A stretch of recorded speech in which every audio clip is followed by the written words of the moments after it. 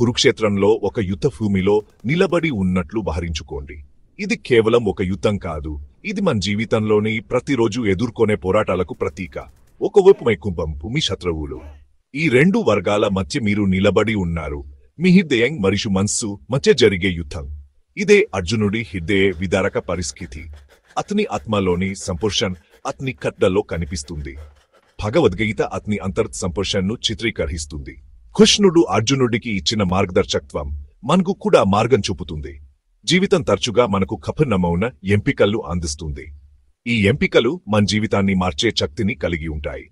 ఈ సంక్లిష్టలను నావిగేట్ చేయడానికి గీత మార్గదర్శకత్వాన్ని అందిస్తుంది. మన ఆత్మను ప్రశాంతంగా ఉంచడానికి మనకు మార్గం చూపుతుంది. సరైన మరియు తప్పు మన స్వంత యుద్ధాలను అర్జునుడి ప్రతిబింబిస్తుంది. మనం కూడా ఈ సంపర్శలను ఎదుర్కొంటాము. మనం ఎంచుకునే మార్గం మన భవిష్యత్తును నిర్ణయిస్తుంది. ఈ శ్లోకంలో లోతుగా ప్రవేశించే ముందు మీరు మా భగవద్గీత పూర్వ వీడియోలు చూడకపోతే వాటిని తప్ప చూడాలని సిఫార్సు చేస్తున్నాను. ఆ వీడియోలలో నేను పూర్వ శ్లోకాలను వివరంగా వివరించాను. అర్జునుడి సందేహం మరియు కృష్ణుడి మార్గదర్శకతను అర్థం చేసుకోవడంలో మీకు సహాయపడ్డాను. అలాగే కురుక్షేత్ర యుద్ధంలో రోజుకి ఏమి జరిగిందో తెలుసుకోవాలంటే నేను దానిపై పూర్తి సిరీస్ సృష్టించాను. ఆ వీడియోలను కూడా తప్పక చూడండి. మహాయుద్ధానికి సమగ్ర దృశ్యం పొందడానికి. ఓ జనార్దన్, ధృతరాష్ట్ర కుమారులను చంపడంలో మనకు ఏ ఆనందం కలుగుతుంది? పాపం మాత్రమే మన లాభం అవుతుంది. నిరాశతో నిండిన అర్జునుడు ఈ మాటలను కృష్ణుడితో చెబుతాడు.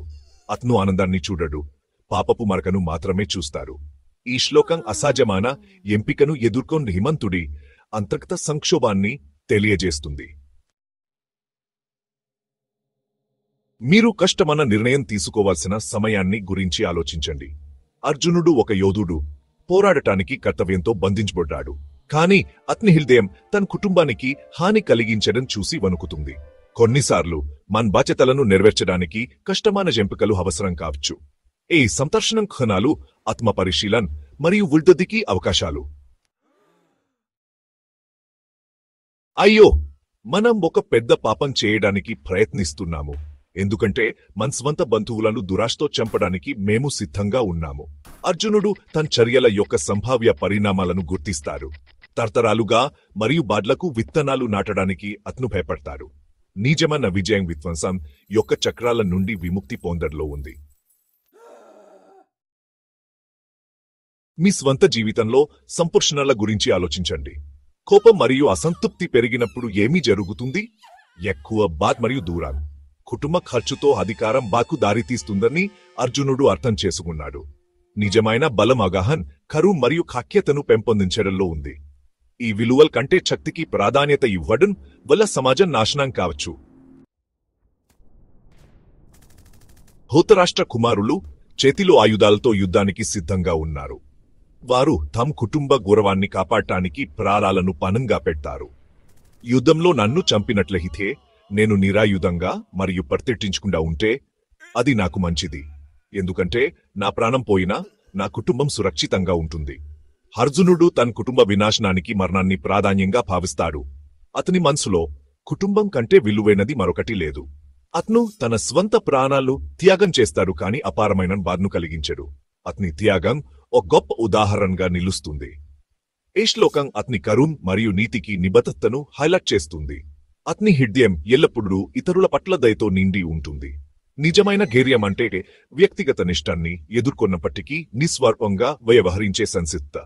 ధైర్యం అనేది కేవలం చర్యం కాదు, అది నిస్వార్థత కూడా. మందరికి మనం గౌరవించే విషయాలు ఉన్నాయి. కుటుంబం, స్నేహితులు, మన విలువలు. వాటిని రక్షించడానికి మరియు మీరు చేయాల్సిన బాధ్యత మధ్య ఎంచుకోవడాన్ని ఆహించుకోండి. అర్జునుడి సందేహ్ మన స్వంత విలువలు మరియు ప్రాధాన్యతలు పరిశీలించుకోవలసి వస్తుంది. ప్రతికూలతలను ఎదుర్కొన్నప్పుడు కూడా మన నమ్మకాలలో దృఢంగా నిలబడటంలో నిజమైన బలముంది. భగవద్గీత యొక్క ఈ ప్రారంభ శ్లోకాలు మానవ స్ఫూర్తి గురించి లోతైన అంతర్దృష్టులను అందిస్తాయి. ఈ శ్లోకాలు మనం ఎదుర్కొనే సవాళ్లను అర్థం చేసుకోవడానికి మరియు వాటిని అధిగమించడానికి మార్గదర్శకత్వాన్ని అందిస్తాయి. జీవితం సరైన మరియు తప్పు, కర్తవ్యం మరియు కోరిక మధ్య నిరంతర యుద్ధం. ఈ యుద్ధం మనం తీసుకునే ప్రతి నిర్ణయంలో ప్రతిబింబిస్తుంది. ప్రతి దారిలో మనం అడుగు పెడతాము. అర్జునుడి సందిగ్ధ పునాదినది నేడు అది శతాబ్దాల క్రితం ఉన్నట్లే సందర్భోచితంగా ఉంది. మనం కూడా అర్జునుడిలాగా మన జీవితాల్లో అనేక సందిగ్ధతలను ఎదుర్కొంటాము. సమగ్రత మరియు దయతో జీవిత సంక్లిష్టతలను నావిగేట్ చేయడానికి మనం భగవద్గీత నుండి పాఠాలను నేర్చుకోవచ్చు. ఈ పాఠాలు మనకు మార్గనిర్దేశం చేస్తాయి. శాంతికి దారితీసే మార్గాన్ని ఎంచుకోవడానికి మనం బలాన్ని కనుగొనొచ్చు. ఈ మార్గం మనకు అంతర్గత శాంతిని మరియు సంతృప్తిని అందిస్తుంది. ఈ వీడియోకు సంబంధించిన ఎలాంటి సందేహాలు లేదా ప్రశ్నలు ఉన్నా దయచేసి కింద కామెంట్ చేయండి. ఈ భావనలపై మరింత స్పష్టతనిచ్చేందుకు భవిష్యత్తు వీడియోలలో వాటిని పరిష్కరించడానికి నా వంతు కృషి చేస్తాను.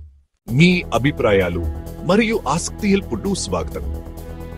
మా తదుపరి వీడియోను మిస్ కాకుండా ఉండేందుకు సబ్స్క్రైబ్ చేయడం మరియు నోటిఫికేషన్ బెల్ను హిట్ చేయడం మర్చిపోవద్దు. అక్కడ మేము ఈ లోతైన విషయాలలో మరింత లోతుగా ప్రవేశిస్తాము.